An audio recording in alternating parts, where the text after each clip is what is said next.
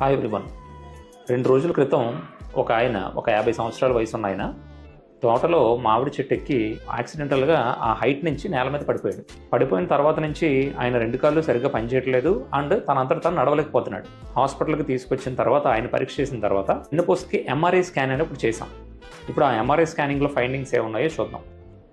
దీన్ని MRI whole spine అంటాం. ఈ స్కాన్లో ఇది చూస్తే ఇదంతా వెన్నుపూస అనమాట, స్పైనల్ కార్డ్. ఈ ముందు ఒకదాని మీద ఒకటి పేర్చి ఉన్నవన్నీ కూడా ఎముకలు అనమాట, వెర్టిబ్రా అంటాం, తెలుగులో వెన్నెముకలు అంటారు.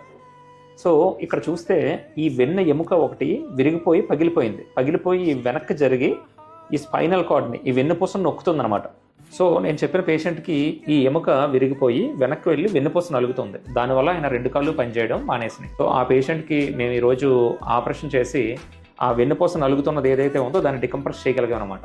అది ఎంత తొందరగా చేస్తే 2 కాళ్ళలోనూ శక్తిని అంత తొందరగా మనం రికవర్ చేయొచ్చు. లేట్ అయితే పేషెంట్కి 2 కాళ్ళు పనిచేయకపోవడం, నీరుడు విరేచడం కూడా బంద్ అయిపోవడం అండ్ జీవితాంతం ఇంకా మంచం మీద ఉండడం, ఏ పని చేయలేకపోవడం లాంటి డేంజరస్ కాంప్లికేషన్ కూడా రావచ్చు. సో గుర్తుపెట్టుకోండి, ఎప్పుడైనా సరే ఒక హైట్ నుంచి పడిపోవడం, నడుముకి దెబ్బ తగలడం, చేతులు కాళ్ళు పనిచేయకపోవడం లాంటిది జరిగితే ఇమీడియట్గా ఒక న్యూరో సర్జన్ కన్సల్ట్ చేయండి. చేతులు కాళ్ళు మూమెంట్స్ ఎందుకు ఆగిపోయినాయి అన్నదానికి కారణం తెలుసుకొని అవసరమైన చికిత్స యాజ్ ఎర్లీ యాజ్ పాసిబుల్ చేయించుకోండి. Thank you.